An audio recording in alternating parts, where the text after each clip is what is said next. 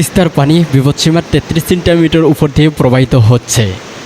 গত 24 ঘন্টায় নতুন করে বৃষ্টি না হলেও উজান থেকে নেমে আসা পাহাড়ি ঢলে পানি বাড়ছে তিস্তার। পানি উন্নয়ন বোর্ড বলছে, রংপুরের কাউনিয়া পয়েন্টে রোববার তিস্তার পানি বিপদসীমার 33 সেন্টিমিটার উপর দিয়ে প্রবাহিত হচ্ছে। বাংলাদেশ পানি উন্নয়ন বোর্ডের বন্যা পূর্বাভাস ও সতর্ক কিরণ কেন্দ্র নির্বাহী প্রকৌশলী সর্দার উদয় রাহান এই তথ্য নিশ্চিত করছেন।